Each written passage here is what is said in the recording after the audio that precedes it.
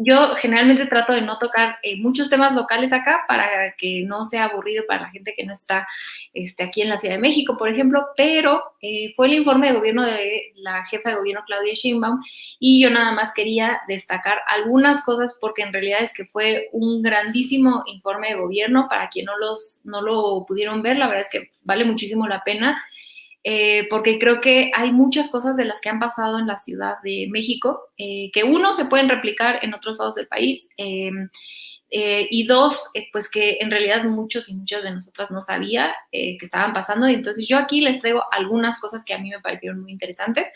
Y bueno, es que se creó la Universidad de la Salud, y estas son las cosas que creo que, les digo, se pueden replicar en otros lados, y están por inaugurar su sede en la cuarta sección de Chapultepec, ¿no? Esto, para quien no sabe, se está trabajando para en 2024 se va a ampliar el bosque de Chapultepec. Ya de por sí el bosque es, me parece, el más grande de todo el continente. Es mucho más grande que Central Park, por ejemplo. Y pues ahora con la cuarta sección va a ser muchísimo más grande, ¿no? También anunció la jefa de gobierno que se otorgaron becas para el bienestar a los 1.2 millones de estudiantes de preescolar, primaria y secundarias públicas. Es decir, a todos los estudiantes de secundarias, primarias y preescolar se les entregó su beca para el bienestar. Esto depende del grado escolar, va desde 400 hasta 500 pesos. Y bueno, durante la pandemia, pues esto fue un apoyo muy importante para las familias. Anunció también que el apoyo a las estancias infantiles a partir de, bueno, se mantuvo durante todo el año, y a partir del 1 de enero de 2019, que fue básicamente desde que ella ya tomó posesión un poco antes, las estancias infantiles del DIF y los CENDIS de las alcaldías son gratuitos para que nadie en algún punto los vayan a dejar engañar. Acá son gratuitos. Esto es uno de los temas en los que más se le ha pegado a la cuarta transformación, el tema de las estancias infantiles, y en la Ciudad de México, pues cabe destacar que se ha hecho un buen trabajo al respecto. Bueno, se invirtió muchísimo dinero en reconstrucción y mantenimiento a los planteles educativos de educación básica, con una inversión histórica de casi 2.200 millones de pesos, ¿no? Bueno, antes de irme al dato, creo yo, más importante, pero también se otorgaron 105,000 microcréditos sin intereses a 1,049 créditos a las medianas empresas, en conjunto con NAFIN, así como varias becas a niños y niñas, más de 5,000 becas a niños y niñas que perdieron a alguno de sus padres por COVID. Entonces, estos apoyos directos a la gente en época de pandemia, como ya decía, lo mismo con las becas para el bienestar, pues ayudan muchísimo a que no haya una crisis de consumo, como ya se ha informado ahora con la crisis económica que pues desgraciadamente tenemos que afrontar todos los países por la pandemia de COVID-19. Y otro dato, digo, en realidad es que vale muchísimo ver la pena todo el informe, pero les digo, acá les hice un mini resumen, pero uno de los datos, creo yo, más importantes, que no estoy segura que se socializó lo suficiente, y sospecho aquí que los medios de comunicación masivos tienen algo que ver en no haber informado de esto, porque tiene implicaciones muy importantes, es que la jefa de gobierno informó que el feminicidio en la Ciudad de México se ha reducido en 24%, y que el porcentaje de captura a los agresores de feminicidio aumentó 37% comparado contra el 2020. Entonces, si comparamos año con año, este periodo de 2021 contra este periodo de 2020. Repito los datos porque son muy importantes. El feminicidio en la Ciudad de México bajó 24%, y el porcentaje de captura a los agresores de feminicidio subió 37%. Este dato es obvio que tiene una relación. Cuando se empieza a capturar a los agresores, es obvio que los feminicidios bajan. Este dato es muy importante porque tiene implicaciones, por lo menos, de explicar el fenómeno del feminicidio a nivel nacional. A nivel nacional, cuando, por ejemplo, fue el informe de gobierno del presidente López Obrador, uno de los datos que pesa mucho decir a nivel federal porque no hemos podido bajarlo, no se ha podido bajar, es el feminicidio, ¿no? Se ha podido estabilizar las tasas de homicidio, de hecho han bajado un poquito, y la gran mayoría de los crímenes, robo a casa habitación, robo a automóviles, etcétera, han bajado durante el periodo de López Obrador. Sin embargo, el feminicidio es uno de los delitos que no se ha podido bajar. Aquí la relevancia de el ejemplo de la Ciudad de México es que recordar que los feminicidios son crímenes a nivel estatal. Entonces, cuando se comete un feminicidio, quien está a cargo de la investigación y la captura, el juicio, todo, son las fiscalías locales. Entonces, aquí el gobierno federal, si las fiscalías locales no hacen un buen trabajo, es muy complicado que ellos puedan hacer, que se pueda reducir, ¿no? Entonces, el ejemplo de la Ciudad de México es, creo yo, muy importante para que el resto de los estados se pueda responsabilizar de este fenómeno social que, pues, desgraciadamente nos pega muy fuerte a nuestro país, ¿no? Entonces es un dato muy importante que se debe volver a ver y que se tiene que entender, creo yo, en el contexto de entender qué está sucediendo en otros estados para que no esté habiendo una reducción en los feminicidios, dado que en la Ciudad de México sí está sucediendo.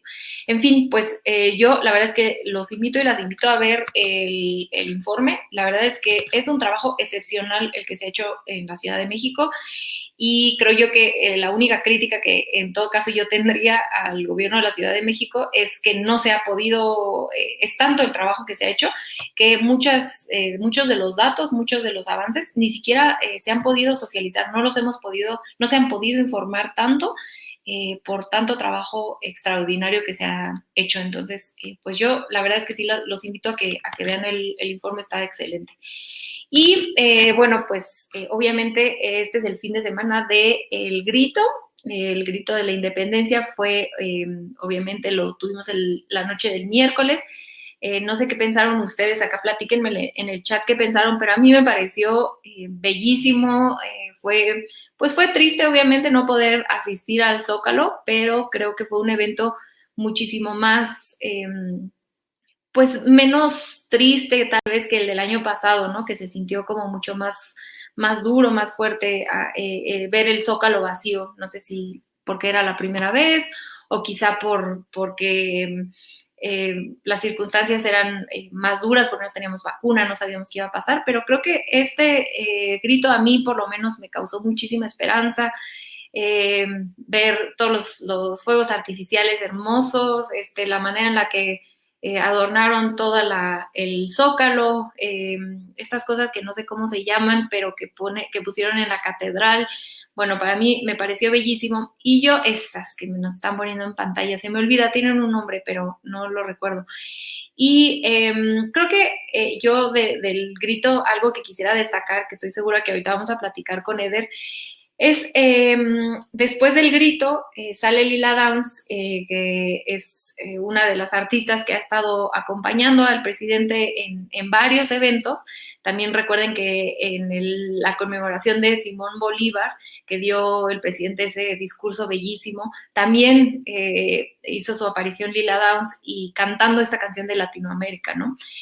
Y creo que es muy importante, muy relevante hablar de este símbolo, de haber puesto esa canción en específico de Lila Downs.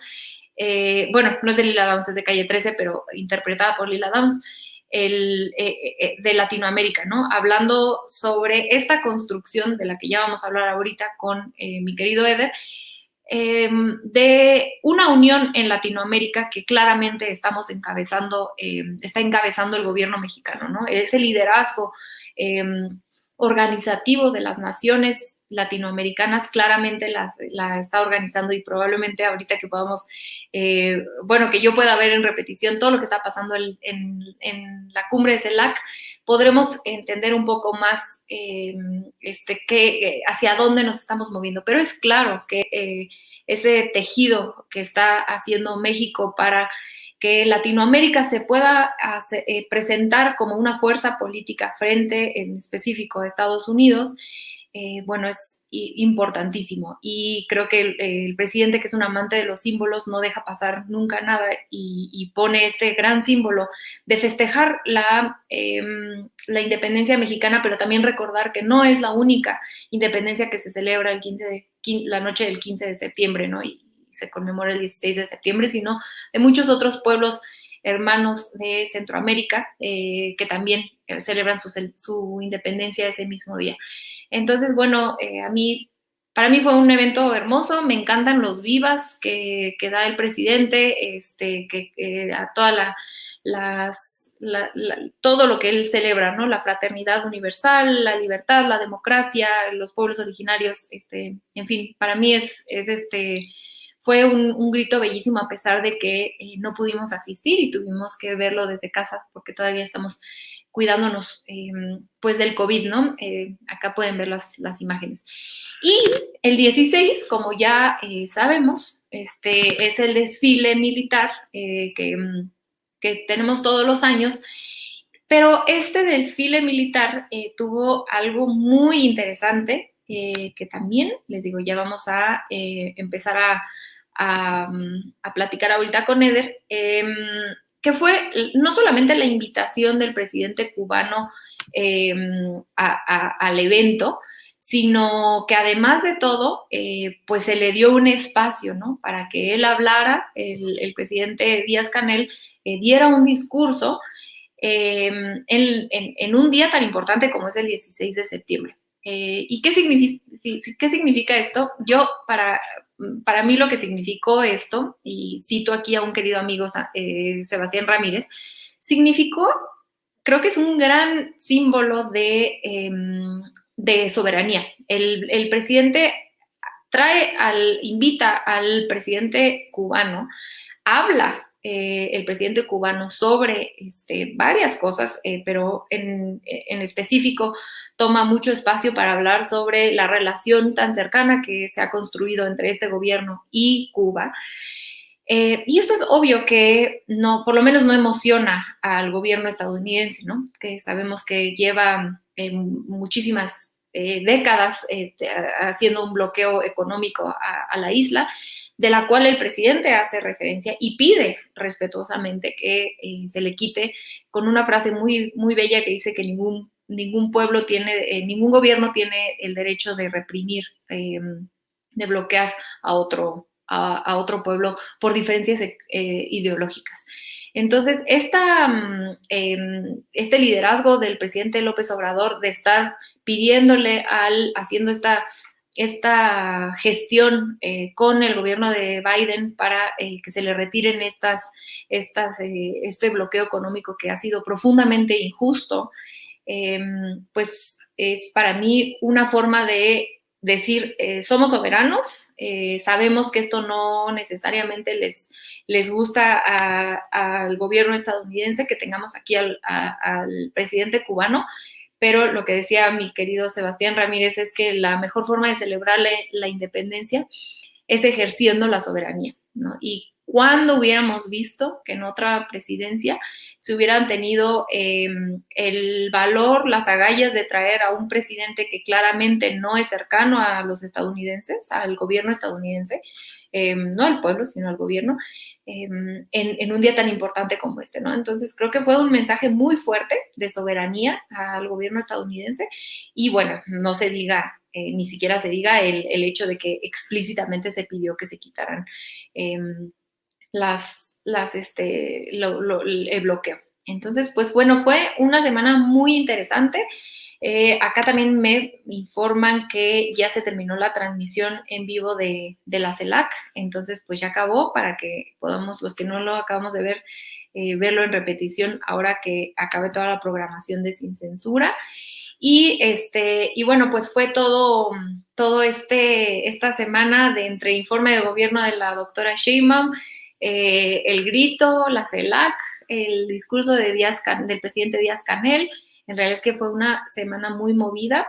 El último que se me olvidó, que no quiero que se me olvide contar, es que para quien no se dio cuenta, para quien no pudo verlo, en la mañanera del viernes se informó que Contralínea, que es un gran medio de comunicación independiente, informó que la INAI, que es el de acceso a la información, este organismo autónomo de acceso a la información, le está pidiendo a Contralínea sus fuentes, que es algo muy controversial porque es un medio, entonces le está exigiendo que le den sus fuentes para saber quién les dijo a ellos que Mexicanos en contra de la corrupción, esta organización de Claudio X González, recibió dinero del gobierno estadounidense, que es algo que se denunció en la mañanera y que denunció Contralínea, el presidente, y que ahora el INAI, este Instituto de Acceso a la Información, abrió una investigación en contra del presidente. Es un escándalo y creo yo que aquí, para quienes dudan de que el poder económico, en este caso, lo vemos en la cara de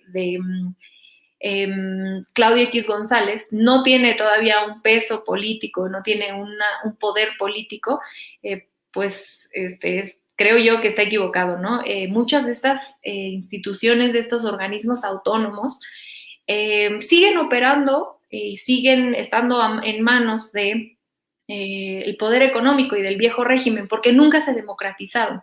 Estos organismos autónomos siguen llenos, dirigidos de personas afines al viejo régimen, y yo, más allá de decir, creo que hay muchos de ellos con los que no estoy de acuerdo, que tendrían que seguir existiendo, pero más allá de ser tajante en si todos se deben ir o no, creo que se debe de buscar un mecanismo de democratización, ¿no? Porque al final de cuentas es parte del Estado mexicano, pero sigue estando en manos de un régimen que ya se desechó, que democráticamente se desechó.